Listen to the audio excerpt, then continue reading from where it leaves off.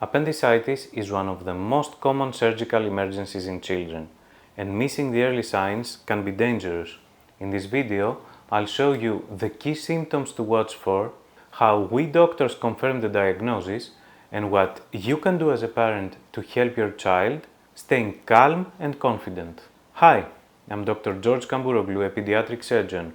On this channel, I help parents feel calm, confident, and informed when their child faces medical care. If you find this video helpful, please subscribe. New videos coming out every week. Let's start with the basics. What is appendicitis? The appendix is a small, finger-shaped pouch attached to the large intestine. In most cases, it doesn't cause any problems, but sometimes it can get blocked or infected, and that's when it becomes inflamed. This inflammation is what we call appendicitis. The reason it's important to recognize quickly is because if it's left untreated, the appendix can actually burst or rupture. When that happens, infection spreads inside the abdomen, making the child much sicker and the treatment more complicated. So, appendicitis is a condition that needs urgent medical attention. The good news is that with early diagnosis and treatment, most children recover quickly and do very well. Stay with me until the end. I'll share the single most important role you parents can play when your child faces appendicitis, and how your calm presence can change their whole hospital experience. So, what are the symptoms parents should look out for? The most important sign is abdominal pain. In the beginning, the pain can feel vague, often around the belly button. But as the inflammation gets worse, the pain gets more localized and usually moves down to the lower right side of the abdomen. That change in location, migration of pain as we call it in medical language, is very typical of appendicitis. Along with the pain, children often develop nausea, vomiting, or a loss of appetite. These may look like a simple stomach bug at first, which is why appendicitis can be tricky to recognize in the early stages. Another common sign is fever. It's actually mild, but it adds to the overall picture. And here's something many parents notice. The pain tends to get worse with movement. If your child has pain when walking, coughing, or even when you ask them to jump, that can be a red flag for appendicitis. So, to recap, abdominal pain that shifts to the lower right of the abdomen, nausea, vomiting, or no appetite, mild fever, and pain that worsens with movement.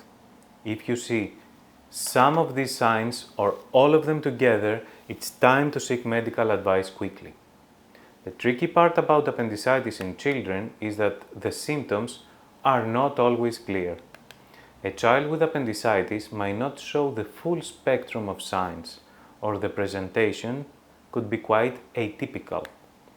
One reason for that is that the anatomical location of the appendix can vary. Depending on this, the presenting symptoms and signs could vary also and can make the picture more confusing.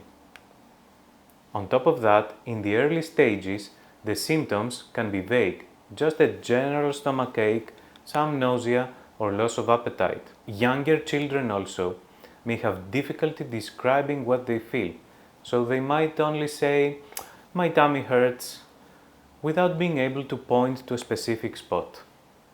And because of all this, appendicitis is sometimes mistaken for a stomach bug or another minor illness. That's why parents should be especially cautious.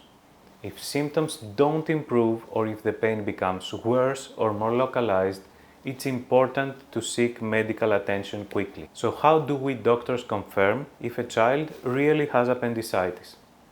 First, the doctor will take a careful history and perform a physical examination, asking about the symptoms we have already discussed, things like pain, fever, appetite, vomiting, and other details.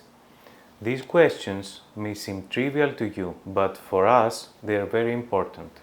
They help narrow down the many possible causes of abdominal pain and guide us toward the most likely diagnosis. Also, depending on the situation, the doctor may additionally order some tests, like blood tests to check for signs of infection, an ultrasound, which is often the first imaging test used in children, and in certain cases, a CT scan or MRI if more information is needed. Once appendicitis is confirmed, the treatment is usually surgery to remove the inflamed appendix, what we call an appendectomy. This is one of the most common emergency operations in children. We'll talk about it in details in a future video. Don't forget to subscribe if you don't want to miss it.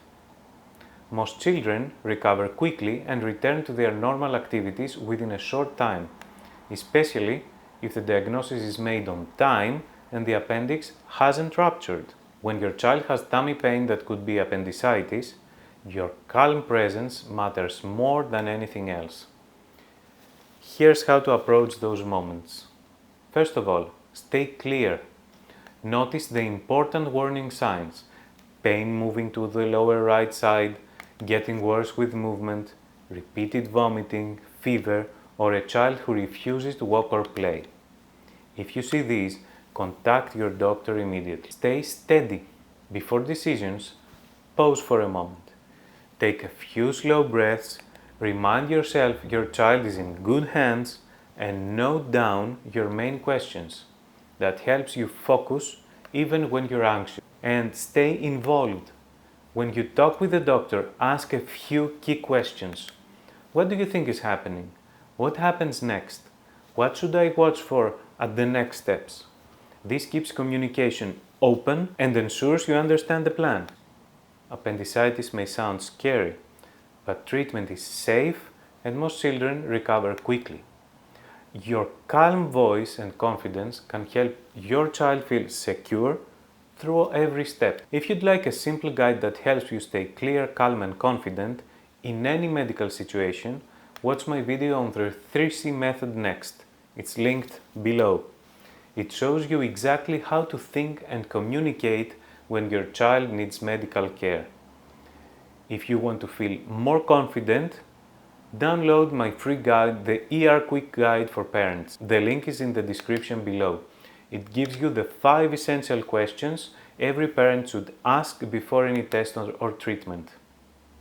And if you found this video helpful, subscribe for new videos every week, each one designed to help parents stay calm, clear and confident when their child faces a medical problem. See you in the next video.